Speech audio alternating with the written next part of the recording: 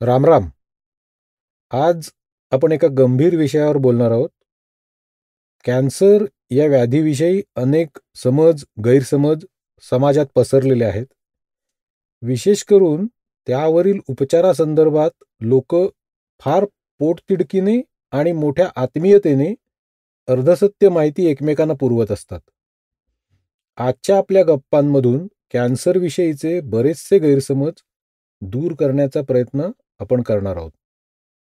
आपल्यासोबत आहेत पुणे येथील एक प्रथितयश आयुर्वेदाचार्य डॉक्टर रणजित निंबाळकर.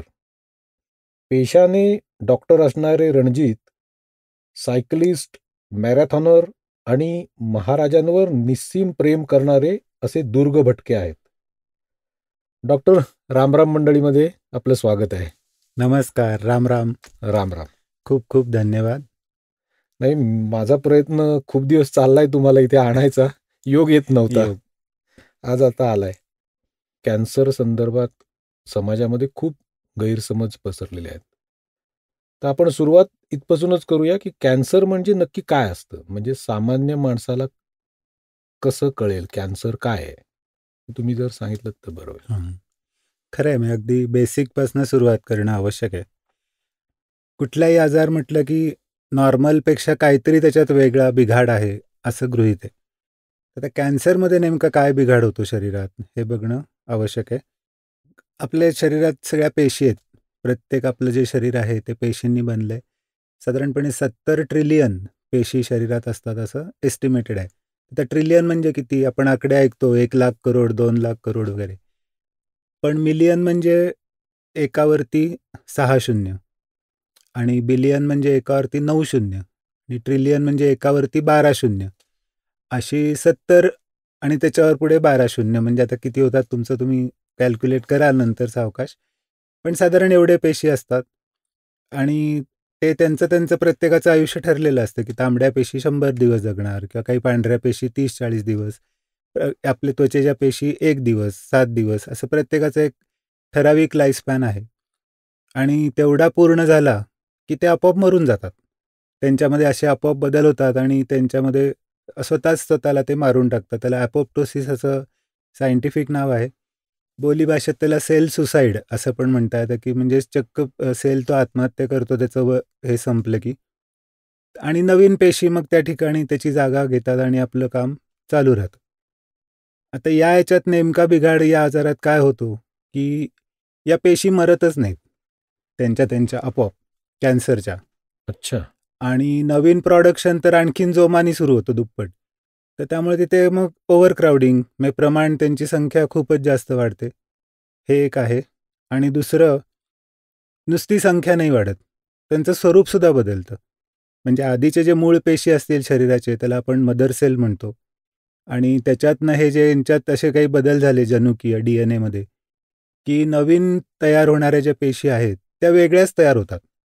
मग त्यांचं कार्य पण बदलतं आणि त्या जास्त घातक होतात. मग अशा वेळेला ज्या साठून त्यांचा एक गोळा किंवा गाठ बनते त्याला मग आपण कॅन्सर म्हणतो. काही काही वेळेला या ज्या डॉटर पेशी असतात नंतर आलेल्या, त्या मदर पेशी सारख्याच असतात पण फक्त संख्या वाढलेली असते. त्याला आपण साधे ट्यूमर म्हणतो, बिनाईन ट्यूमर. ते कॅन्सरचे नसतात गाठ जरी असली तरी. तसे 2 प्रकार आहेत गाठींमध्ये पण, की साध्या गाठी आणि कॅन्सरच्या गाठी. तर हे कळायला आपल्याला फक्त ते मायक्रोस्कोप खाली बघणं आणि या मूळ पेशींसारख्याच आहेत का वेगळ्या आहेत याच्यावरनं ते निदान होतं की गाठ सारखी आहे का कॅन्सरची आहे. तर त्यामुळे बायोप्सी ज्याला आपण म्हणतो, की त्या पेशीचा तुकडा काढून ती तपासणे इज अ गोल्ड स्टँडर्ड. नुसतीच गाठ दिसली म्हणजे कॅन्सरची आहे असं घाबरण्याची गरज नाही. किंवा ही काय साधीच तर गाठ आहे ह्याच्याकडे काय लक्ष द्यायचं असं सोडून देण्याची पण पद्धत तितकीशी योग्य नाही. तर ती बायोप्सी करणे ह्याच्यातनंच आपल्याला जे काय त्याचं निदान आहे ते होऊ ते शकतं. निश्चितपणे कळणार आहे. म्हणजे शरीरावर दिसणाऱ्या सगळ्याच गाठी या काही कॅन्सरच्याच असतात असं नाही. त्याच्यामध्ये 2 प्रकार आहेत मुख्यत्वे. निश्चित. म्हणजे एक त्यातला कॅन्सर असू शकतो, एक दुसरं काही असू शकतं. पण याच्यात दुसरंही असं आहे, की आज जरी ती गाठ साधी वाटत असली, तरी भविष्यात पुन्हा ती कॅन्सरची होण्याच्या पण काही वेळेला शक्यता असतात. हो. आणि काही काही गाठी असतात त्या मात्र कधीही कॅन्सरच्या होत नाहीत. अशा सुद्धा असतात. म्हणजे त्याच्यात इफ आणि देन भरपूर आहेत, म्हणजे त्यामुळे ते पण आपल्याला माहीत असणं आवश्यक असतं. ठोकताळा असा काही सांगता येणार नाही. ठोकताळा असं काही नाही. आणि बऱ्याचदा असं होतं की सध्याचा सगळ्यांचा जो गुरु आहे आपला गुगल गुरु, त्याच्यात एक काहीतरी 4 वाक्य लिहिलेली असतात. मग ती काय चुकीची असतात असं मला म्हणायचं नाही, पण प्रत्येक गोष्ट प्रत्येकाला लागू असते असं नाही त्याच्यात लिहिलेली. तरी तुमच्या केसमध्ये तुम्हाला काय लागू आहे हे तुम्हाला तुमचा डॉक्टरच फक्त योग्य पद्धतीने सांगू शकणार आहे. एक छोटं उदाहरण घ्यायचं असेल, समजा गुगलवर लिहिलंय की भारतातली लोक भात खातात, तर अख्खा भारत बघा, मग तुम्ही पंजाबमध्ये गेला तर ते काय भात आहे त्यांचं मुख्य अन्न नाही ना. बरोबर. पण ते केरळ म्हणा किंवा बंगाल म्हणा की त्या भागासाठी ते योग्य आहे. पण मग गुगलमध्ये एवढंच लिहिलेलं असतं की भारतातली लोक भात खातात, पण ते विशिष्ट त्या ठिकाणी ते अन्न आहे का नाही, हा जो त्याच्यातला बारकावा आहे, हा तो भारतातला माणूस सांगू शकेल तुम्हाला. बरोबर. गुगलपेक्षा तसं थोडंसं आहे. ते मी नेहमीच यांना सांगतो, आजकाल प्रत्येक गोष्ट डाटा डाटा डाटा. माझ्या दृष्टीने डाटा 20%च तुम्हाला माहिती देतो, वरचे 80% तुम्ही ते इंटरप्रिट कसं करताय, अगदी त्याच्यावर सगळं ठरून. म्हणजे डेटा प्रोसेसिंग आणि डेटा मॅनेजमेंट या ब्रांच त्याच्यामुळेच येतं. नुसता रॉ डेटा जो असतो तो तुम्हाला it will take you nowhere. आणि हे जर का त्याचं तुम्ही प्रोसेसिंग केलं तर ते नो वेअर मधला डब्ल्यू तिकडचं इकडे आणायचं, ते नाऊ हिअर हे तुम्हाला त्या डेटा प्रोसेसिंग नंतर तुम्हाला ते कळू शकतं. बरोबर. आता जो हा कॅन्सर आहे, ह्याची सामान्य लक्षण काय असू शकतात, किंवा जनरल माणूस आहे त्याला कळू शकेल का की हे असू शकतंय असं? हा खूप छान प्रश्न आहे खरं म्हणजे, की याच्यात फार एक दुर्दैवाची ज्याला आपण गोष्ट म्हणू की लक्षणं नसतात या जनरली बऱ्याचदा कॅन्सरला. आता कॅन्सरचे आपल्याला 2 प्रकार असे मानावे लागतील, की एक बाहेरून दिसणारा किंवा जाणवणारा. समजा तोंडातला कॅन्सर आहे तर तुम्हाला तिथे दिसणार काहीतरी, किंवा ब्रेस्ट कॅन्सर आहे, स्तनाचा कॅन्सर आहे, तो तुम्हाला दिसणार. पण बाकी समजा मेंदूत गाठ झाली किंवा फुफ्फुसात गाठ झाली, यकृतात गाठ झाली, तर ती तुम्हाला कशी दिसेल? बरोबर. तर गाठ दिसते का नाही हे एक लक्षण असू शकतं बाह्य कॅन्सरसाठी.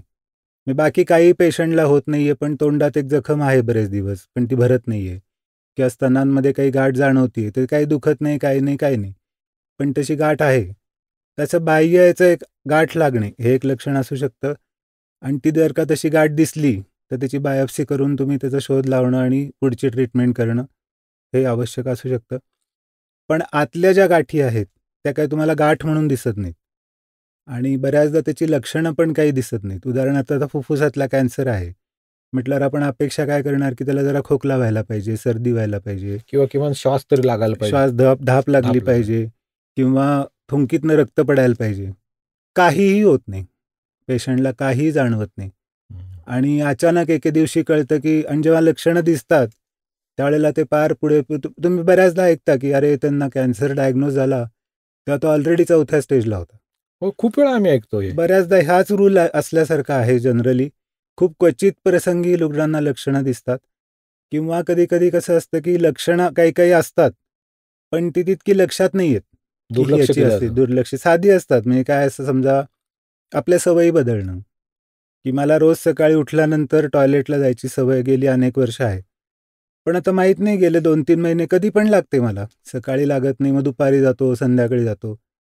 पण हे याच्याशी संबंधित असू शकेल असं काय कोणाच्या लक्षात यायचं तसं कारण नाहीये काही. किंवा अंगावरती तीळ वगैरे असतात छोटे बरेच दिवस, ते अचानक मोठे व्हायला लागतात, किंवा मग मध्येच एकदम ऍसिडिटी जाणवायला लागणं असं काही, किंवा एकदम थकवा वाटायला लागणं, वजन कमी व्हायला लागणं, अशा प्रकारची जी लक्षणं आहेत. आता हे पुन्हा डबल गेम आहे हा, की आता ही लक्षणं दिसली, अरे बापरे आता मला झाला कॅन्सर, असंही नाहीये. पण हा असेल तर मग तुम्ही म्हणून कॅन्सर आहे का आपण बघूया असं म्हणण्यापेक्षा कॅन्सर नाही ना असं रूल आउट करूया, म्हणजे अर्थ तोच आहे, सकारात्मकता दृष्टिकोन, ruling out of the disease असं आपण त्याला म्हणतो. की जर का असं तुम्हाला वाटतंय बाबा, तर मग आपण काही बेसिक तपासण्या करून घेऊ. याच्यातली सगळ्यात बेसिक तपासणी असते ती म्हणजे इमेजिंग. शरीराचे कुठल्या ना कुठल्या पद्धतीने आतनं फोटो काढायचे, मग ते अन्ननलिकेचा किंवा GI ट्रॅक्टचा जर का असेल तर मग त्याला एंडोस्कोपी करणं, किंवा मग छातीचा एक्सरे, सिटी स्कॅन, पोटाचं सिटी स्कॅन किंवा सोनोग्राफी, अशा वेगवेगळ्या प्रकारची इमेजिंग टाईपची आपण तपासण्या करून त्याच्यात बघू शकतो की गाठ आहे का. आणि ह्याच्यातली सगळ्यात जी गोल्ड स्टँडर्ड म्हटली जाते ती म्हणजे पेट स्कॅन, PET. त्याला पॉझिट्रॉन एमिशन टोमोग्राफी असं आपण म्हणतो. तर बाकी सगळ्या तपासण्यांमध्ये जोवर गाठ तयार झालेली नाही तोवर तुम्हाला ती दिसणार नाही.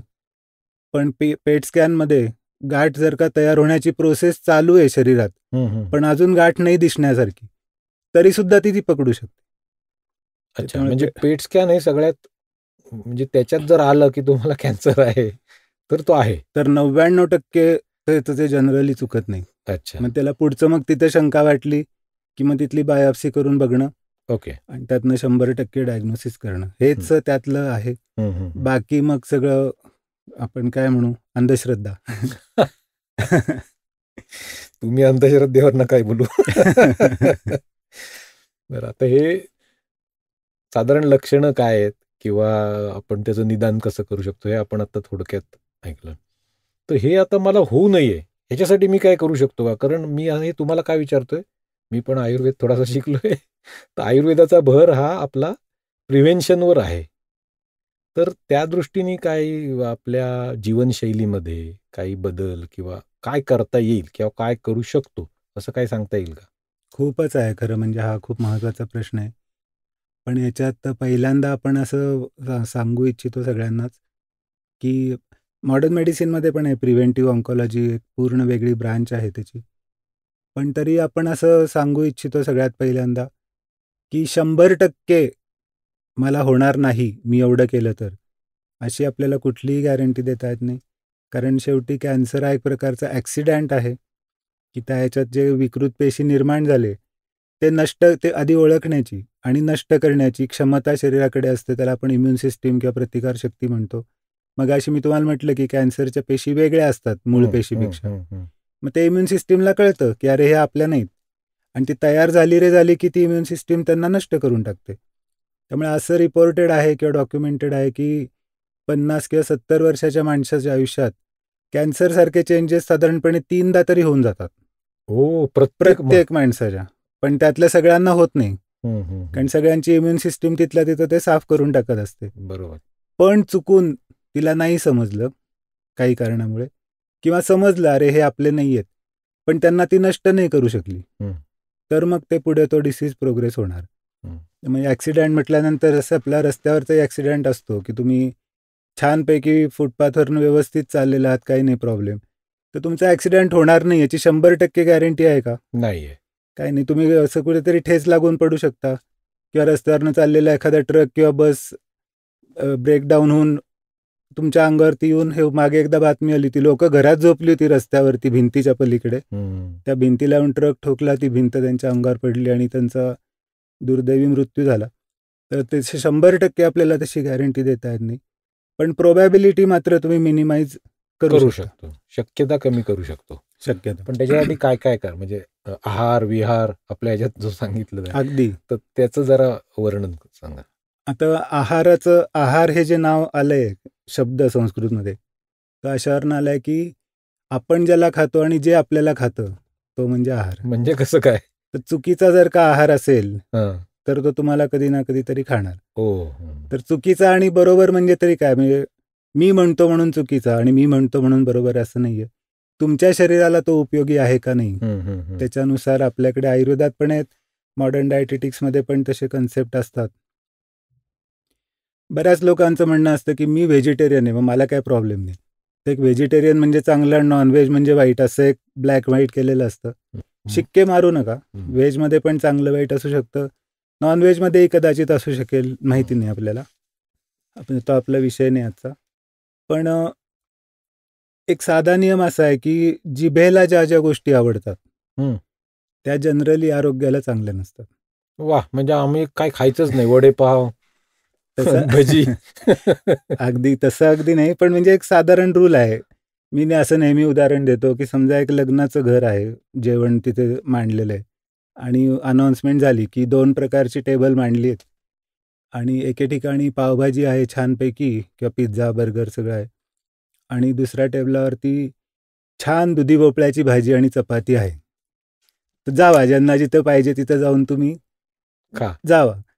तर दुधी भोपळ्याच्या भाजीकडे धावत पळत, अरे वा वा दुधी भोपळा, असे किती जण जातील? समजा 100 लोक त्या हॉलमध्ये असतील, 10 पण नाही.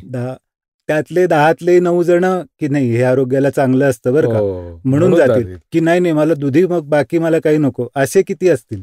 एकही नाही.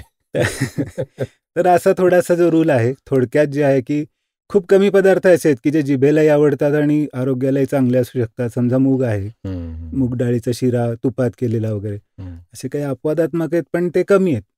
म्हणजे सुखावं आणि हितावं याच्यात मारामारी आहे. अगदी. आणि आयुर्वेदाने जे आयुष्याचे प्रकार सांगितलेत की हित आयुष्य, अहित आयुष्य, सुख आयुष्य आणि दुःख आयुष्य, असे 4 प्रकार वेगवेगळे आहेत. तर ज्याचं आयुष्य हितकारक स्वतःसाठी आहे, शरीरासाठी, आरोग्यासाठी, ते सुखकारक असेलच असं नाही. आणि जे सुखकारक आहे वरकरणी ते हितकारक असेल असं काही नाही. दोन्ही असू शकतं. तर किमान आपण एवढं लक्षात ठेवावं की बऱ्याचदा आपला गैरसमज काय होतो की मी म्हणतो नाही नाही मला पिझ्झा आवडतो, मला बर्गर आवडतो, किंवा मला अमुक काहीतरी इटालियन व्हॉटेवर ते आवडतं, तर ते मला नसतं आवडत. मग मी केसाच्या वरच्या, म्हणजे डोक्याच्या वरच्या केसापासून पायाच्या नखापर्यंत, नखशिखांत ज्याला आपण म्हणतो, तेवढा अख्खा मी आहे. बरोबर. मग मला म्हणजे उद्या माझ्या पायाचा अंगठा किंवा पायाचं नख सांगतो का हो की जरा पावभाजी आणून द्या, मला पाहिजे पावभाजी. तर ती हवी असते फक्त आपल्या जिभेला. तर म्हणून आपण अशी स्वतःला नेहमी सवय ठेवावी की माझ्या जिभेला पावभाजी फार आवडते बरं का. आता मी सारखं पावभाजी पावभाजी म्हणतोय, सगळेजण माझ्याकडे मोर्चा घेऊन कदाचित येतील, पण ते सगळ्या जिभेला आवडणाऱ्या सगळ्या पदार्थांचे मला खूप आवडते म्हणून ते सारखं तोंडावर येते असं आपण म्हणू. तर कुठलंही, तर माझ्या जिभेला आज हे खावंसं वाटतंय. माझ्या जिभेला म्हटलं की आपल्याला कळतं, अरे जीभ नोकर आहे, मालक मी अख्खा वरपासनं खालपर्यंत. तर मालकाच्या मर्जीप्रमाणे जर का कुठली गोष्ट चालली तरच त्या गोष्टीचा प्रोग्रेस होऊ शकतो, असं जनरली आहे. नोकरांवरती सोडलं सगळं आणि मालकाचं दुर्लक्ष झालं की कुठल्याही व्यवसायाचं काय होतं जनरली हे आपण नेहमी बघत असतो. बरोबर. तर त्यामुळे जिभेला मग असं आहे का की जिभेला कोपऱ्यातच बांधून ठेवा, असंही काही नाही. तो दैवानेच दिलेला अवयव आहे, त्याचं पण संतुष्टी होणं आवश्यक आहे, पण लिमिट. मी आता उद्यापासून सगळं बंद, बघायचंच नाही असं काय आपण म्हणत नाही, पण लिमिट आहे. कधीतरी महिन्यातनं एकदा तुम्ही चेंज म्हणून केलं तर आपण समजू शकतो की हां तेवढं ठीक आहे. पण जर का रोजच होत असेल तर मग ते जरा गोष्टी बिघडतात. याच्यामध्ये आमच्या सामान्य माणसाला असा एक प्रश्न असतो, तो म्हणजे एक मीठ, तिखट आणि तेल, या 3 गोष्टी आम्हाला भयंकर आवडतात. त्याच्याबद्दल काय सांगता आलं? सगळ्यांनाच, मी पण आहे त्याच्यात, मला पण आवडतात.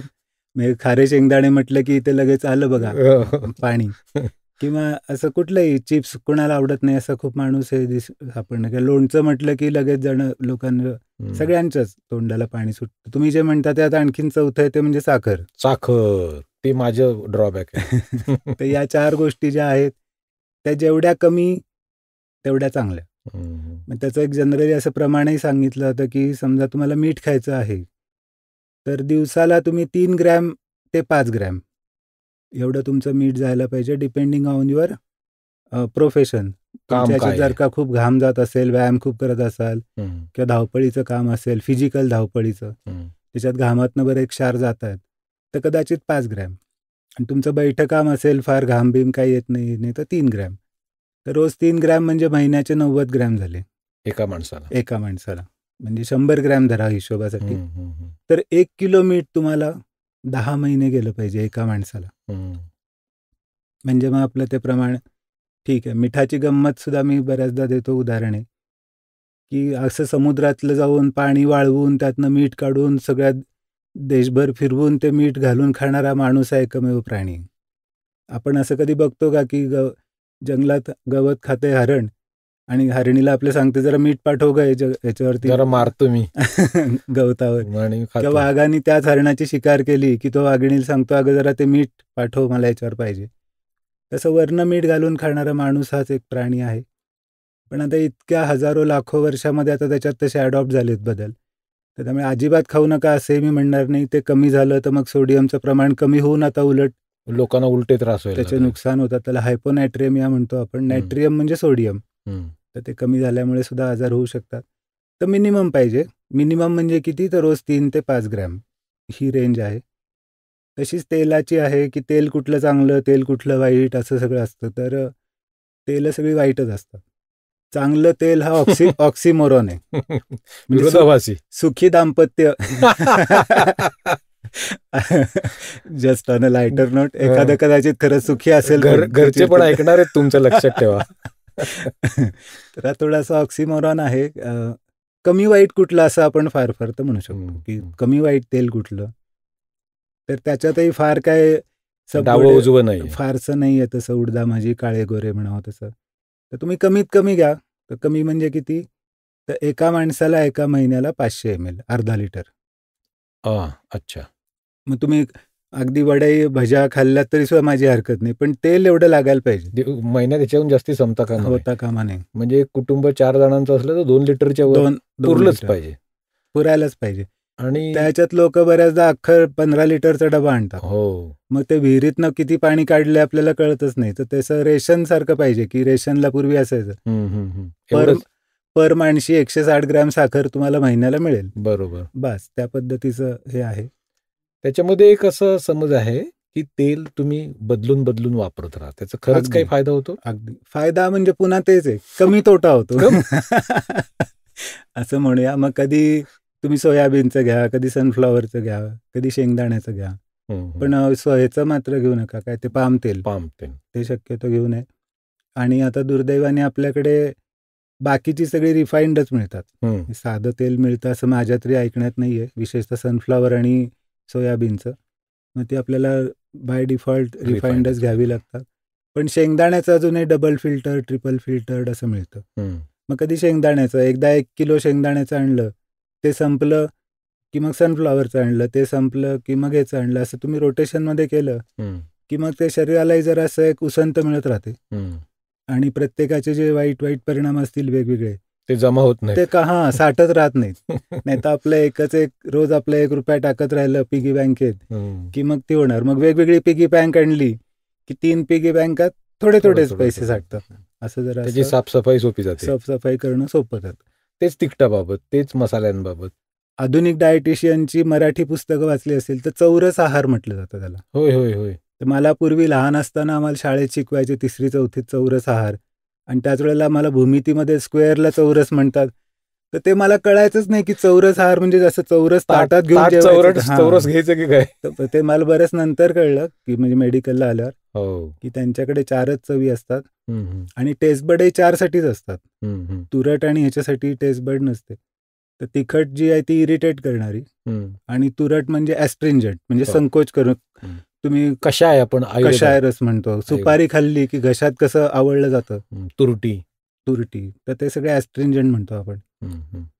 तर बाकी पण चवीमध्ये कडू आपल्याला थोडंसं खाल्लं गेलं पाहिजे, की जे आपल्याकडनं फारसं, म्हणजे माझ्याकडनंही नाही जात खरं म्हणजे.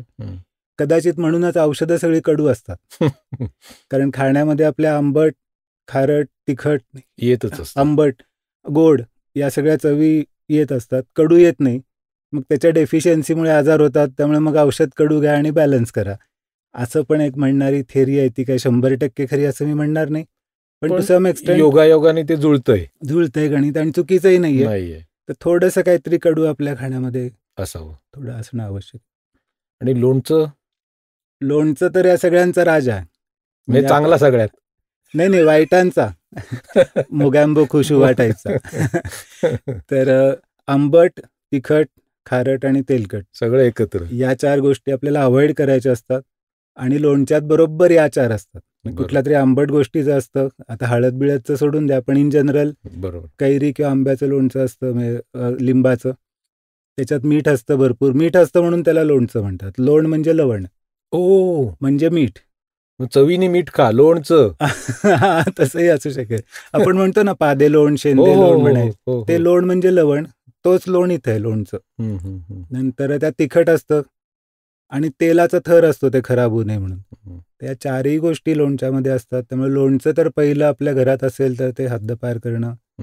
अगदी कधीतरी, मग अशी आपण म्हटलं जिभेसाठी 2-3 महिन्यातनं एकदा कधीतरी अशी चवच नाही जिभेला, मग लोणच्याची एखादी फोड खाल्ली तर ठीक आहे. पण आपल्याकडे बऱ्याचदा असं म्हणजे गृहिणी वर्गाकडनं असं होतं की सगळ्यांना जेवण वाढून झाल्यावर मग आपण जेवायचं. तर सगळं संपून गेलेले असतात भाज्या बिज्या.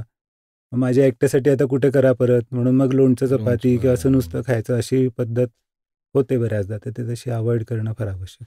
जाता जाता आहारावर आणखीन एक प्रश्न, ते म्हणजे लिंबू पाणी पिणे रोज, ते आमच्या दृष्टीने सगळ्यात चांगलं आहे, आरोग्यकारक आहे. त्याबद्दल तुम्ही काय सांगू शकाल? खूप जणांचं असंही असतं. काही जण म्हणतात वजन कमी होतं, लिंबू मीठ पाणी, लिंबू मध पाणी गरम पिलं की वजन कमी होतं वगैरे. मग आम्ही विचारतो की तुम्ही किती दिवस घेताय? 2-3 वर्ष घेतो म्हणे आम्ही. मग किती वजन कमी झालं?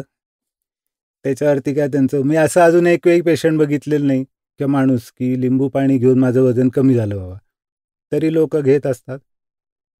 तर या सगळ्या ज्या गोष्टी आहेत ते काय एकदम अहितकारक किंवा त्रासदायक आहे असं तर काय मी म्हणणार नाही, पण त्या प्रत्येक माणसाला ते त्याला आवश्यक आहे का, त्यानुसार सुद्धा ते बघणं गरजेचं असतं. व्यक्ती सापेक्ष आहे अगदी. आणि तरी सुद्धा रोज तर घेऊन गरजच नाही असंच मी म्हणेन. काही काही लोक त्यापेक्षा नुसतं कोमट पाणी प्यायलेलं बरं, तेही बरं, पण त्याची सुद्धा मला तसं हे गरज वाटत शरीराला की न पीडयेत इंद्रियाणी न चैतन्य ती लालयेत. इंद्रियांना न पीडयेत, त्यांना फार त्रास देऊ नये, आणि अति लालयेत, लाड पण करू नये, फार त्यांचे ओव्हर पॅम्परिंग, फार लाड पण करू नये. शरीराला प्रचंड ताकद देऊन ठेवलेली देवानी, फक्त ती त्याच्याही पलीकडे तुम्ही जाऊ नका. पण ती अजिबातच पोटेन्शियल वापरलं नाही तरी ते आळशी बनेल. अगदी. आणि आळशी बनून त्याचे परत दुष्परिणाम त्याचे होऊ शकतात. त्यामुळे ते use it or lose it असं म्हणतो आपण. त्यामुळे त्याचे जेवढ्या क्षमता दिलेल्या आहेत त्याच्या लिमिटमध्ये तुम्ही सगळे, थंडी आली किंवा सर्दी खूप झाली आहे, मग त्यावेळेला गरम पाणी पिलं तर ठीक आहे, पण आपलं आयुष्यभर इकडे 40 टेम्परेचर आणि मी गरम किंवा कोमट पाणी पितोय, त्याला काय असं काय करायची गरज नाही.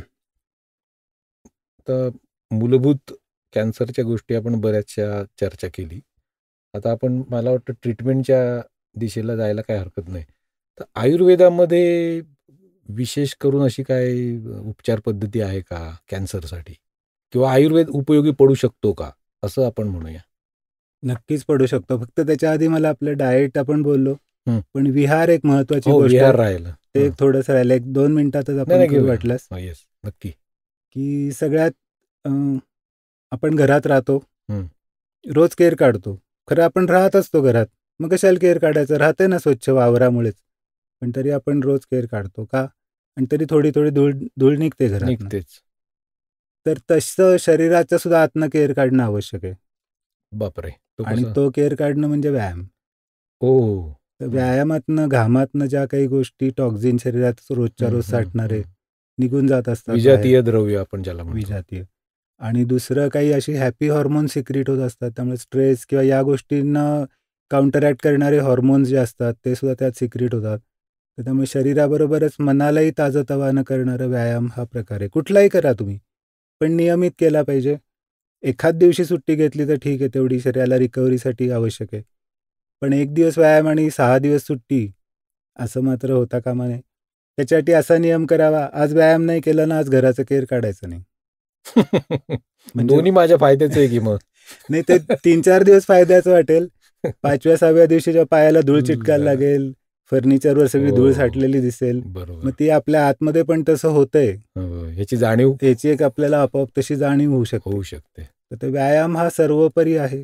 तुम्ही व्यायाम जर का नीट केला तर अनेक शरीरात घडणाऱ्या अनावश्यक गोष्टी तुम्ही अगदी वेळेत टाळू शकता. आणि आरोग्याचा तो सगळ्यात मोठा मार्ग आहे. तसं आरोग्य आपल्याला विकत नाही घेतात. Health is wealth. पैसे जसे आपल्याला कमवावे लागतात कष्ट करून, घाम गाळून, वेल्थ, तशी हेल्थ सुद्धा तुम्हाला घाम गाळूनच कमवायला लागते. बरोबर. आम्ही पण व्यायाम करतो म्हणजे वर्षानुवर्ष, फक्त 1 जानेवारीला.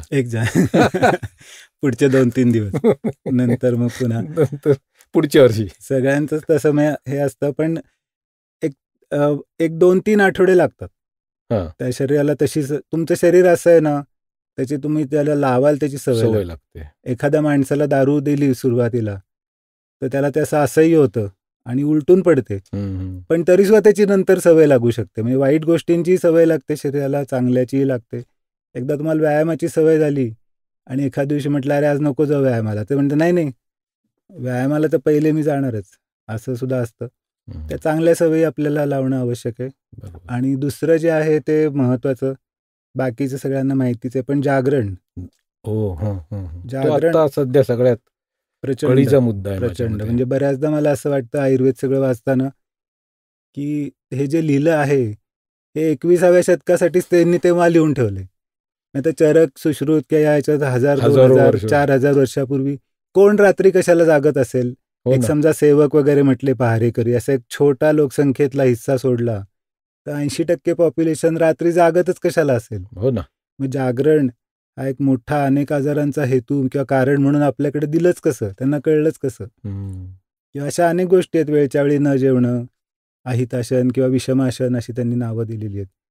तर या सगळ्या आजच्या काळामध्ये एक तर हौस म्हणून सुद्धा किंवा प्रोफेशनची गरज म्हणून सुद्धा अशा दोन्हीमुळे होतात. तर त्यातल्या आता हौस म्हणून असेल ते तर आपण नक्की टाळायला बंद पाहिजे. करायला पाहिजे. बऱ्याचदा लोक रात्री एकदा जे बसले व्हॉट्सॲप, फेसबुक, ट्विटर, अमकू तमकं, ते पुन्हा किती वेळ जागे राहतात त्यांनाही कळत नाही. बोट चालू आहे तोपर्यंत चालूच किंवा सरकवत बसा. बॅटरीचं हे सुद्धा चार्जरचं पण हो. जवळ घेऊन बसतात. मी बॅटरी बंद व्हायला नको असे. हम्म. तर किमान जे टाळण्यासारखं आहे ते तरी टाळावं. हम्म. प्रोफेशन म्हणून आता इलाजच नसेल. आता 10वी-12वीची मुलं आहेत, परीक्षा असतात, त्यांना आपण असं थोडी म्हणणार आहे लवकर झोप.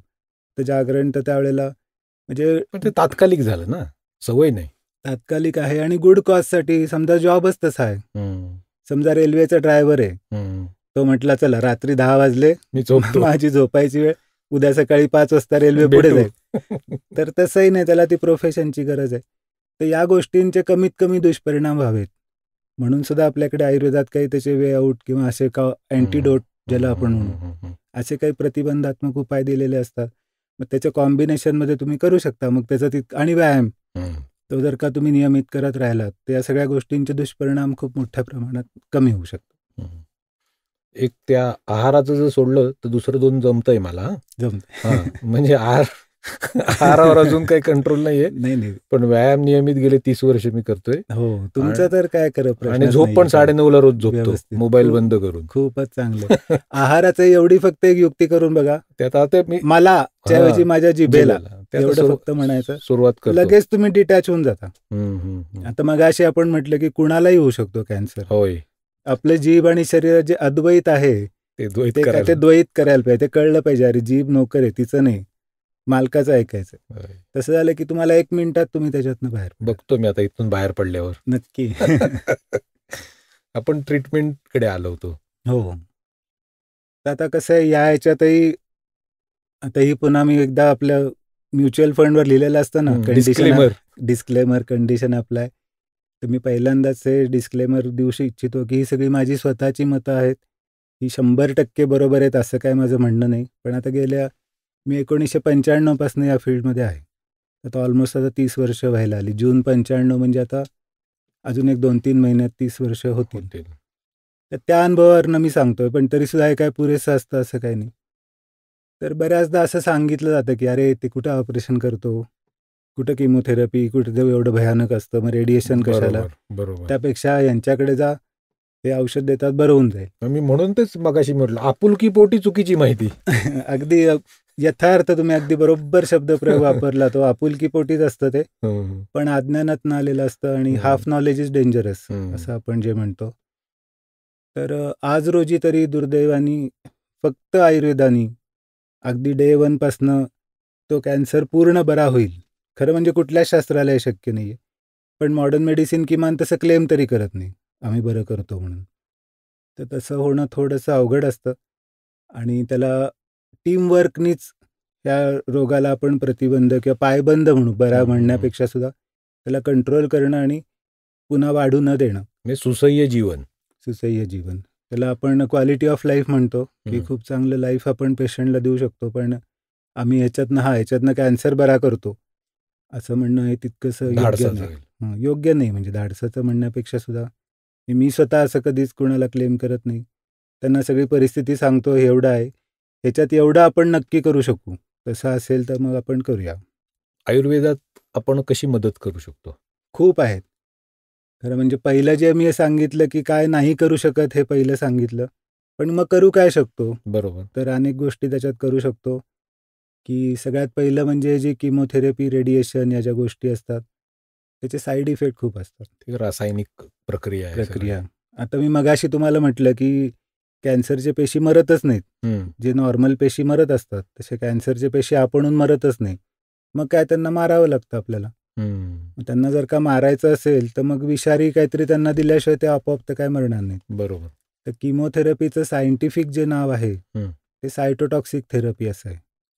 तर साईट म्हणजे सेल, पेशी, आणि टॉक्सिक म्हणजे विषारी. पेशींसाठी विषारी असणार अशारी ट्रीटमेंट. तर मग त्याच्याबरोबर जे चांगले पण आहेत ते सुद्धा थोडेसे जाणारच ना जाऊ त्याच्यामध्ये. शकतात. तर असं हे होतं. हा एक भाग आहे. आणि दुसरं किमोथेरपीची जी औषधं आहेत ती कॅन्सरच्या पेशी खूप फास्ट वाढत असतात. तर शरीरातही काही असे पेशी असतात की जे नैसर्गिकरित्याच फास्ट वाढतात. ते सुद्धा मग त्याच्या वरवंट्याखाली येतात. मग असे म्हणजे केस. त्यामुळे केस गळतात. म्हणून केस गळतात. किंवा स्किनचे जे असतात त्यामुळे स्किनला रॅश येणं. होय होय होय. आणि आपल्या बोन मॅरो मधले म्हणजे तांबडा जो हे असतो हाडांमधली मज्जा, त्याच्यामध्ये जे रक्त बनवणारे जो एलिमेंट आहेत ते सुद्धा फास्ट वाढत असतात. तर ते 3 जे हेल्दी कॅटेगरीतले आहेत ते त्यांचे पहिले व्हिक्टिम असतात या सगळ्या ह्याच्यातले. तर त्यामुळे त्यांचे किमोथेरपी नंतर पांढऱ्या पेशींची संख्या एकदम कमी होते.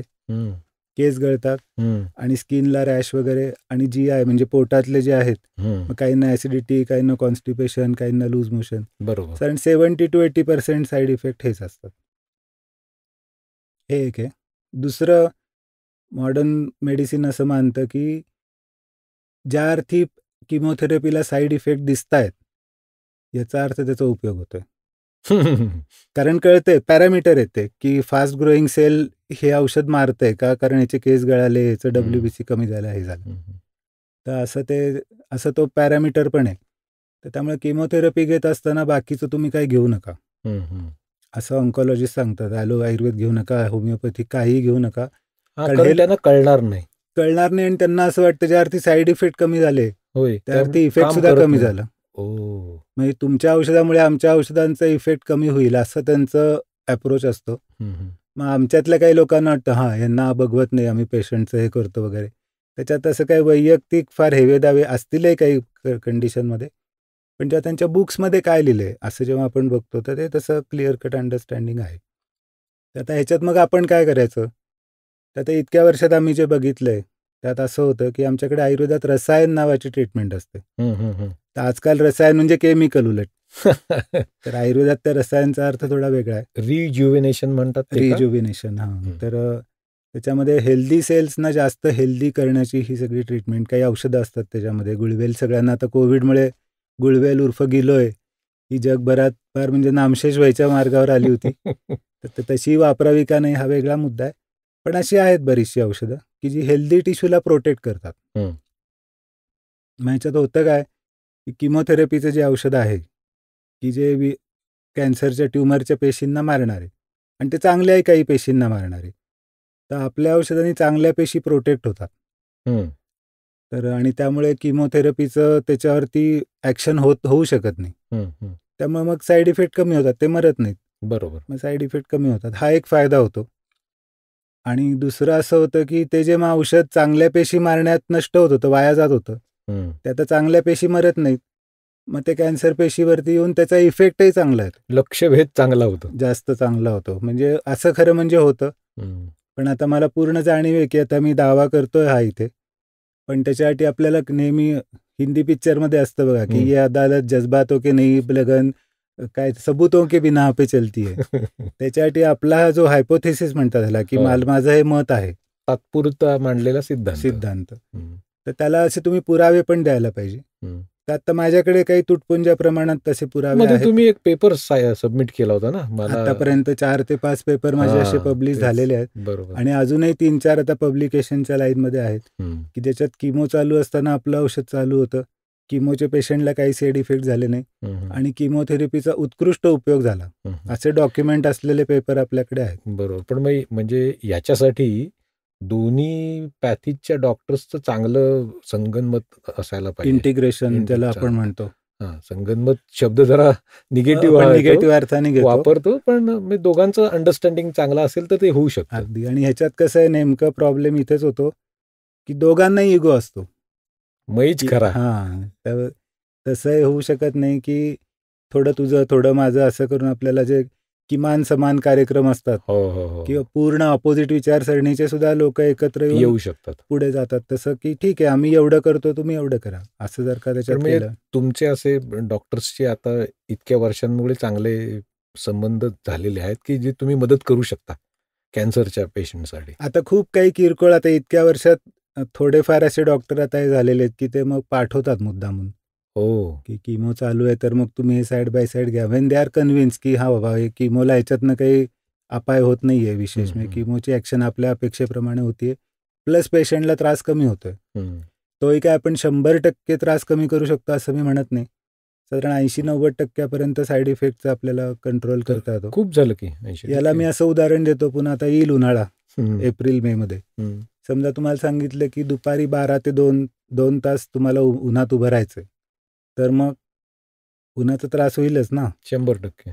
पण समजा आम्ही म्हटलं की तुला नाही उभं राहायला काय पर्याय नाही, उभं तर राहावंच लागणार आहे, पण ही छत्री घे, छत्रीला आत एक छोटासा पंखा आहे आणि मधनं मधनं तुला प्यायला जर आम्ही पाणी देतो, तर उन्हाचा त्रास होणारच नाही असं आहे का? होईल, पण तो कितीतरी सुसह्य असेल ना याच्या पद्धतीने. तसं आहे, तुम्हाला असं एसी रूम मध्ये बसवलं इतकं काय आपण कम्फर्ट देऊ शकणार नाही ऑब्व्हियसली, कारण ती तेवढी लढाई शरीरात आतमध्ये आहे. तर ते चांगल्या गोष्टींना आपण जास्तीत जास्त सांभाळायचा त्याच्यामध्ये प्रयत्न करतो. पण तो सगळ्यात पहिला त्याचा आपण आयुर्वेदाने काय करू शकतो, तर ते सगळ्यात पहिलं आहे. पण मी पुन्हा एकदा मान्य करतोय की कॉन्ट्रोवर्शियल असू शकतं, काही लोकांना पटणार नाही, विशेषतः ॲलोपॅथी डॉक्टरांना. पण आता आपल्या अनुभवानुसार आणि आपण ते सायंटिफिकली पब्लिश करायचाही प्रयत्न केलेला आहे, तर माझ्या अनुभवामध्ये तशा बऱ्याचशा केसेस आहेत.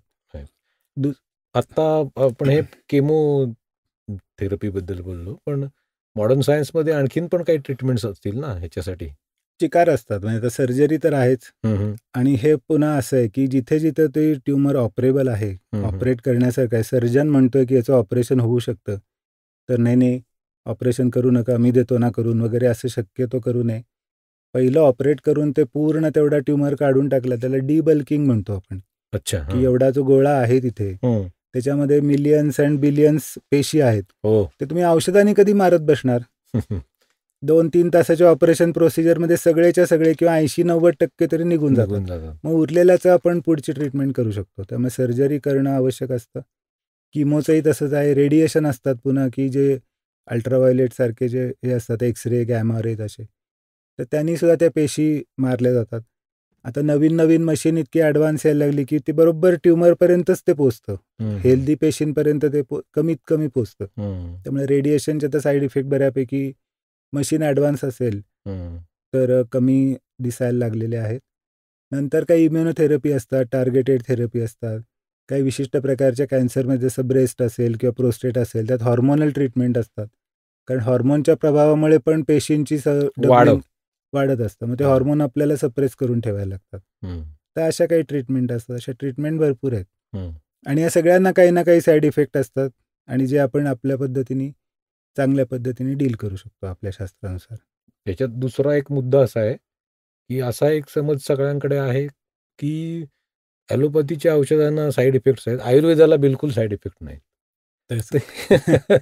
आता त्याच्यातही खरं म्हणजे एक गंमत आहे, पण जे आयुर्वेद काय करू शकतो याच्यात दुसरं एक असं आहे की आता समजा घेतलं सगळं, किमो घेतली, रेडिएशन, सर्जरी, आता पेट स्कॅन काढला तो मगाचा, आता कुठेही काही नाही, त्याला आपण डिसीज फ्री कंडिशन म्हणतो. आता पेशंटच्या शरीरात आता कुठेही सापडण्यासारखा आजार नाही. मग आता काय करायचं? काही नाही, 6-6 महिन्यांनी पेट स्कॅन करत राहायचं. मग परत आला की पुन्हा सगळं. तर हे जे परत आला की ज्याला आपण रिकरन्स म्हणतो, तर तो होऊ नये किंवा प्रोलॉंग व्हावा, उशिरा जितका आपल्याला टाळता येईल, पुढे ढकलता येईल, ते आयुर्वेदाचं एकदम चांगलं बलस्थान आहे. अरे वा. आधुनिक शास्त्र त्याच्यामध्ये त्यांचेही प्रयत्न आणि हे चालू आहेत. काही काही विशिष्ट कॅन्सरमध्ये त्यांच्याकडेही ह्याचे कन्सेप्ट आहेत. पण आपल्याकडे आपण ते पेशंटला खूप चांगल्या पद्धतीने ऑफर करू शकतो. आपण क्वालिटी ऑफ लाईफ ज्याला म्हणतो, की एकदम नियर नॉर्मल पेशंट जगत असतो. तर माझ्याकडे तुम्ही काही पेशंट बघितलेत आणि तुम्हाला सांगितलं की हे कॅन्सरचे पेशंट आहेत, तर तुम्हाला आधी वाटेल की मी खोटंच बोलतोय. तर इतके नियर नॉर्मल, मला नेहमी डोळ्यासमोर येतो तो आनंदमधला राजेश खन्ना. होय. तो आपल्या एकीकडे म्हणत असतात, अरे हा आत्ता जाणार मग जाणार, आणि तो गावभर सगळीकडे फिरत असतो. तर तसं ते क्वालिटी ऑफ लाईफ आपण आपल्या शास्त्राच्या जोडीने नक्की देऊ शकतो, आणि रिपोर्टही नॉर्मल राहतात. आता माझ्याकडे काही काही पेपरही पब्लिश झाले, 13 वर्ष झाली त्या कॅन्सरला, अजूनही सगळ्या त्यांच्या तपासण्या सगळं नॉर्मल आहे, रिकरन्स नाही. काही नाही. त्यांचे सगळे व्यवसाय वगैरे सगळं व्यवस्थित पद्धतीने क्या एकदम बात है. चालू आहे. छान तसंही छान. होतं. हं. आणि ते तुम्ही साईड इफेक्टचं जे म्हटलं, तर मेन म्हणजे साईड इफेक्ट म्हणजे काय हे आधी आपल्याला समजून घ्यायला पाहिजे. की समजा एक्स हा आजार आहे आणि वाय हे त्या आजाराचं औषध आहे. हं. एक्ससाठी आपण वाय दिलं की एक्स कमी झाला, बरोबर. पण पण पण आणखीन काही लक्षणं दिसायला लागली, झेड म्हणू आपण त्याला, हं, हं. त्याला आपण साईड इफेक्ट म्हणणार. होय. आता समजा एक्स हा आजार आहे, वाय हे त्याचं औषधच नाही ओ. आणि तरी तुम्ही घेतलं, हं. तर मग काही ना काहीतरी त्याला लक्षण दिसणार. हं. त्याला आपण ॲब्यूज किंवा मिसयूज म्हणू, मिसयूज. पण ते साईड इफेक्ट नाही. हं, हं, असं बऱ्याचदा असं होतं, हे ना आयुर्वेदिक आहे ना, अरे घे बिनधास्त, काय नाही होत. तर ते तुझ्यासाठी आहे का पण आधी हं. हे बघणं जास्त आवश्यक असतं. कारण कोविडमध्ये जे झालं होतं, हं. सगळेजण आपले वेगवेगळ्या प्रकारचे काढे घ्यायचे आणि त्याचे लोकांना त्रास झाले हं. काही काही वेळेला. हं. ते लॉक अँड की सारखं आहे. ती किल्ली बरोबर त्या लॉकची असेल तरच त्यांनी उघडणार. मग तुम्ही दुसरी काहीतरी करत बसला, किल्ली आत मोडली की ते लॉकही गेलं कामातनं. हं. असं त्याच्यामध्ये होऊ शकतं. आणि काही काही आयुर्वेदिक औषधाला काही विशिष्ट परिस्थितीत साईड इफेक्ट असूही शकतात. हं. आता बिब्बा आहे पण आयुर्वेदिकच औषध आहे. पण मग ते एखाद्याने चुकीच्या पद्धतीने होय. घेतलं किंवा बरोबर जरी घेतलं पण त्याचं तेवढं शरीराचं प्रमाण टॉलरन्स जास्त आहे. नसेल, हं. तर त्याला त्याचा त्रास होऊही शकतो. हं. तर त्यामुळे अगदी पण मॉडर्न मेडिसिनला कसं प्रत्येकच औषधाला काही ना काहीतरी आहेच हं. Side effect. साधारण 80-90% प्रमाण असेल साईड इफेक्टचं. तर ते आपल्याकडे साधारणपणे 5-10%, 15-20% या रेंजमध्ये असेल. पण तिकडे 100 नाही आणि इकडे 0 नाही. हं, हं, जसं मी मगाशी म्हटलं की तिथे आपण 0 नाही करू शकत प्रोबॅबिलिटी कॅन्सरची, बरोबर. किंवा हे केलं म्हणजे होईलच, सिगरेट ओढले तर सगळ्यांना होत नाही कॅन्सर. हो ना. तर तिथेही 0-100 नाही, इथेही इथेही 0-100 नाही. तारतम्य हा त्यातला मुख्य भाग आहे. अगदी तुम्ही अगदी माझ्या मन की बात छीनली म्हणून. आणि हे वाग्भटांनी सांगितलेलं आमच्या आयुर्वेदाचे जे मूळ 3 ग्रंथ आहेत, हं. चरक, सुश्रुत, वाग्भट, त्याच्यात त्यांनी दिलंय की अनुयायात प्रतिपदम सर्व धर्मेषु मध्यमाम. हो, हो. प्रत्येक बाबतीत तुम्ही मध्यम मार्ग स्वीकारला पाहिजे. आपल्याला डावे पण नको, उजवे तर त्याहून नको. तुम्ही मध्यम राहायला पाहिजे. याच्यातला पेंड्युलम जो आपला असतो, तर ह्या सगळ्याच बाबतीत आहे की ॲलोपॅथी म्हणजे एकदम भारी आणि आयुर्वेद म्हणजे बकवास हं, असंही हं. नको आपल्याला. टोकाची आयुर्वेद म्हणजे लय भारी हं. आणि ॲलोपॅथी म्हणजे सगळा बकवास असंही नाही. दोन्ही शास्त्रही मनुष्य जातीसाठीच निर्माण झाली आहेत. हं. जिथं जे योग्य आहे तिथं ते आपण वापरावं. ते एकम सत्य विप्रा एकम सद विप्रा बहुधा बहुधा बहुश वदंती असं हं, म्हणतात, हं, तसं आहे. हं. त्याला समग्र माहिती म्हणता येईल असे आम्हाला कॅन्सर संदर्भात दिलेत असं मी मानतोय. ते टिप्स हल्ली ज्याच्या टिप्स हव्या असतात लोकांना, तर तसं अगदी. काय तुम्ही देऊ शकाल का? एवढं सगळं सांगितलं पण काय आम्हाला त्याच्यातनं कळलं काय घेऊन टेक होम व्याख्यान कसं झालं, खूप छान झालं. हं. मग काय सांगितलं नाही ते नाही माहिती, पण छान झालं. असंही नको व्हायला. हं. की मग काही काही छोट्या छोट्या गोष्टी आपण काय कराव्या, विशेषतः मेजॉरिटी पॉप्युलेशन हे कॅन्सर नसणारं आहे, हं. तर किमान प्रिव्हेंटिव्ह म्हणून काय काय करावं. बरोबर. त्यातल्या जितक्या जास्त गोष्टी आपल्याला फॉलो करता येतील तेवढं मोर द बेटर. हं. अगदी सकाळपासून सुरू केलं तर सकाळी लवकर उठणे. हं. आयडियल टाईम 5 आहे, पण त्या दिशेने तुम्ही जितकं लवकर 5:30, 6, 6:30, अगदी 9, 9, 10 पर्यंत जागणं. रात्री किती झोपता हा पुन्हा वेगळा विषय, पण यावेळेला उठणं. त्याच्यानंतर सकाळच्या वेळेला काहीतरी खाणं जरा आवश्यक असतं, म्हणजे असं मी मानतो पुन्हा एकदा. हं. ब्रेकफास्ट हा शब्द कसा आला? काय नाही, कल्पना नाही. फास्ट म्हणजे उपास होय. आणि ब्रेक म्हणजे सोडायचा. तोडा. तुम्ही रात्री जेवलेले असता, ओव्हरनाईट तुमचा उपास झालेला असतो, हं, हं, मग तो मोडणं आवश्यक असतं. हं. की कारण कसं आहे, शरीराला प्रोटीनची गरज असते. तुम्ही सकाळी कार्बोहायड्रेटची गरज असते, ऊर्जेची गरज असते. मग तुम्ही समजा सकाळी उठून काही नाही खाल्लं, त्याला प्रोटीन तर पाहिजे, मग तो मसलमधनं घेणार. हं, हं, कॅल्शियम पाहिजे, मग तो हाडांमधनं घेणार. मग ते तुमचे वीक होऊ शकतात. हं. त्यामुळे थोडी का होईना ब्रेकफास्ट करणं आवश्यक असतं. उठल्यावर आणि व्यायाम पहिले आलाच ऑब्व्हियसली. शक्यतो सकाळी करावा व्यायाम संध्याकाळी करण्यापेक्षा, कारण तुमची रात्रभर झोप, विश्रांती नीट झालेली असते. व्यायामाचं बेनिफिट जास्त. दिवसभर काम करून तुम्ही संध्याकाळी व्यायाम केला तर तो थोडासा त्रासदायक पण होऊ शकतो. काही काही लोक तर जिम हल्ली 24 तास उघड्या असतात. हं. कोणीही कधी जाऊन व्यायाम करतं. ते चूक आहे असं मला म्हणायचं नाही, पण सकाळी करणं जास्त बरोबर आहे, एवढं मात्र नक्की. नाश्ता थोडासा वेळच्या वेळी चांगला न्यूट्रिशस, असं आपलं चिप्स वगैरे नाही, की ज्याला न्यूट्रिशन व्हॅल्यू आहे. अगदी काही नाही तर 4 का होईना पण ड्रायफ्रूट खाणं हा पण एक चांगला नाश्ता असू शकतो. नंतर दुपारचं जेवण जे आहे ते साधारण 12 ते 1च्या दरम्यान, आणि रात्रीचं जेवण जैन धर्म या बाबतीत सगळ्यात आयडियल सूर्यास्तापूर्वी. पण आता आजच्या काळात सूर्यास्तापूर्वी सगळ्यांना जमेल असं नाही, पण त्या दिशेने 7, 7:30, 8 जेवढं पुढे आणता येईल अलीकडे. अलीकडे 8:30 should be your high time जेवण संपण्याचा. आणि जेवण आणि झोपेत साधारण 2 तास तरी तुमचे कमीत कमी गेले पाहिजे. आणि म्हणजे मग तुम्ही 10:30ला झोपलात किंवा 11 उशिरात उशीर आणि मग सकाळी 6ला उठला तर तुमची 7 तासाची झोप बरोबर होते. आणि ह्याचे सगळे लाईफस्टाईल डिसऑर्डर असतात, फक्त कॅन्सर असं नाही, मग डायबिटीस असो, हृदयाचे असो, BP असो, या सगळ्यांना आपण लाईफस्टाईल डिसऑर्डर म्हणतो, चुकीच्या लाईफस्टाईलमुळे होणार आहे. तर त्यामुळे त्याची ट्रीटमेंट आपोआपच योग्य लाईफस्टाईल ही असते. तर ती तेवढी जेवढी आपल्याला फॉलो करता येईल तेवढी. आणि अन्न घेताना सुद्धा ते नियमित वेळच्या वेळी. आज सकाळी मी 12ला लंच केलं, उद्या 3ला, नंतर एकदा सकाळीच लवकरच. तर जितकं तुम्ही त्या वेळेला जेवू शकाल, ते शरीराचं बॉडी ट्रेनिंग तसं झालेलं असतं. आणि किती जेवायचं, तर अजून मी 2 घास खाऊ शकतो असं असताना उठायला पाहिजे.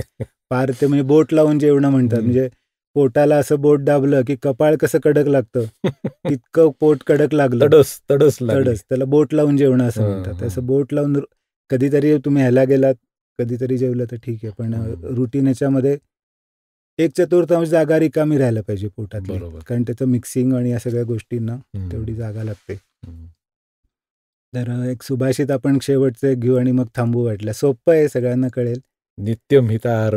हा नाही, ते नाही, दुसरं आहे की तो असं म्हणतो की परिश्रमो मिताहारो भूगतौ अश्विनी सुतौ.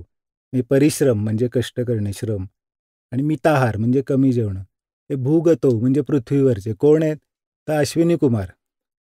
अश्विनी कुमार म्हणजे देवांचे वैद्य असं म्हणलं जातं. तर परिश्रमो मिताहारो भूगतौ अश्विनी सुतौ तावदानृत्य नैवाहम वैद्यमान्यम समाश्रय.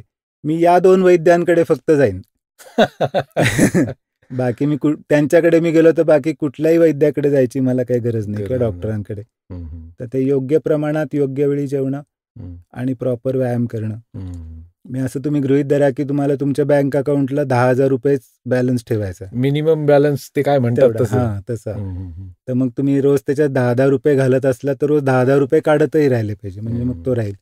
तुम्ही रोज 10 रुपये घालताय आणि 10 वर्षांनी बघितलं तर ती संख्या मग तेव्हा काढत बसणं अवघड होतं. रोजच्या रोज तुम्ही जेवढं रोल ओव्हर ठेवाल त्याच्यामध्ये आरोग्याला, तेवढं आपल्याला चांगलं आहे. अकबर एकदा प्रश्न विचारतो की 3 प्रश्न आहेत पण उत्तर एकच द्यायचं, सगळ्यांना माहिती आहे ही गोष्ट. तो म्हणतो की भाकरी का करपते, घोडा का अडतो आणि पानं का कुचतात. बरोबर. त्या तिघांचं एकच उत्तर द्यायचं. मग ते कुणालाच जमत नाही. ऑब्व्हियसली बिरबल सांगतो न फिरवल्यामुळे. घोड्याला तुम्ही जर का चालवलंच नाहीत तर तो एक दिवशी पळायचं विसरून जाणार. बरोबर. भाकरी तुम्ही तव्यावरची जर का फिरवलीच नाहीत करपणार, तर ती करपणार. आणि पानं म्हणजे पानवाल्याकडे जी पाण्यात ठेवलेली असतात पानं, ती त्यांनी सारखी हलवली नाही तर ती पानं कुजणार. बरोबर. तर आजच्या काळात याच्यात चौथा प्रश्न आहे की हे लाईफस्टाईल डिसऑर्डर का होतात. तर ते शरीर न फिरवल्यामुळे. तुम्ही जर का शरीराची हालचाल केली नाही तर मग ते तुम्हाला नक्की कुठल्या ना कुठल्या, प्रत्येकाला कॅन्सरच होईल असं काही नाही, डायबिटीज होईल, हार्ट डिसीज होईल, काही ना काहीतरी तर होऊ शकतं. ते शरीर फिरवत राहा. अगदी शेवटचा टेक होम मेसेज आहे की फिरते व्हा. ते मिलिंद सोमण जे आपले आयर्न मॅन फिटेस्ट, तर त्यांनी एकदा सांगताना असं सांगितलं होतं की एक्सरसाइज हा जो शब्द आहे त्याचा अर्थ आहे वापरणे. म्हणजे आपण मतदानाचा हक्क मी आय एक्सरसाइज्ड असं म्हणतो ना, तसं शरीर तुम्ही वापरायला शिका, अगदी असं त्यांनी सांगितलं होतं. ते मला एकदम पटलं. आहे ना, अगदी आहे तसं. म्हणजे एक्सरसाइज या शब्दाचंच ते गृहीत आहे की तुम्ही ते वापरा, रोज वापरा, रोज त्याचा व्यायाम करा, म्हणजे तुम्ही राहू शकता. पण व्यायामाची पण तीच गंमत आहे की जसं इतर गोष्टींचं व्यसन असतं तसं व्यायामाचंही व्यसन लागू शकतं. होय. तर तो व्यायाम ते पुन्हा जसं आपण तिकडे म्हटलं आहाराचं लिमिटमध्ये तुम्ही कधीतरी पावभाजी खा, तसं व्यायाम सुद्धा लिमिटमध्ये करणं आवश्यक आहे. तुमची जेवढी कपॅसिटी आहे त्याच्या निम्मा व्यायाम करा. बरोबर. आता बाकीच्यांनी आयर्नमॅन, समजा मिलिंद सोमण सरांनी केला आयर्नमॅन, की चला आता मी पण करतो, की मी उद्या लगेच जाऊन केलो तर मग ते त्रासदायक. तर व्यायामाचा पहिला नियम असा आहे की व्यायामश्च शनैः शनैः. शनैः म्हणजे सावकाश. हे शनिग्रहाला आपण शनी म्हणतो, तो शब्द तिथनंच आलाय की शनैः म्हणजे सावकाश. त्याला 27 वर्ष लागतात एका रोटेशनला, जी पृथ्वीला 1 वर्ष लागतं. बरोबर. त्यामुळे शनैश्चरम त्याच्या ह्याच्यात आहे ना, हो. नीलांजन समाभासम वगैरे त्या ह्याच्यामध्ये, की छाया मार्तंड संभूतम तम नमामी शनैश्चरम. शनैः चरम म्हणजे हळूहळू फिरणार आहे तो शनी. तसा व्यायामही तुम्ही सावकाश वाढवा हळूहळू, आणि इतरांशी कम्पेअर करू नका, स्वतःशी कम्पेअर करा. कालपेक्षा तुम्ही थोडेसे पुढे गेलेले असलं पाहिजे, शेजारच्या पेक्षा नाही. त्याचं शरीर वेगळं आहे, त्याच्या गरजा वेगळ्या आहेत, त्याचं सगळं वेगळं आहे, तुमचं वेगळं आहे. बरोबर. आपलं आपल्याबरोबर. कॅन्सर या अतिशय दुर्धर अशा व्याधीविषयी उद्बोधक आणि रंजक अशी माहिती डॉक्टर रणजित निंबाळकर यांनी आपल्याला आत्ता सांगितली. रामराम मंडळीतर्फे डॉक्टर तुमचे मनापूर्वक आभार. इथे आलात, धन्यवाद. खूप खूप धन्यवाद. मला सुद्धा एक वेगळीच ऑपॉर्च्युनिटी होती, त्याबद्दल मी पण तुमचे आभार मानू इच्छितो, की हे खरंच तुमचा उपक्रम आपण आता इतकी वर्ष ओळखतो, खरं म्हणजे योग येत नव्हता. कल्पकता आणि हे तुमचं सगळं वेगळंच असतं. हा एक उपक्रम खरंच छान आहे, आणि त्यात मला सहभागी करून घ्यावं असं तुम्हाला वाटलं, त्याबद्दल खरंच आम्हाला गेली 2 वर्ष वाटतंय. खरं ते शेवटी योग येईपर्यंत काय आपल्याला काही करता येत नाही. धन्यवाद. चालेल, thank you so much. Ram Ram. मस्त. राम राम.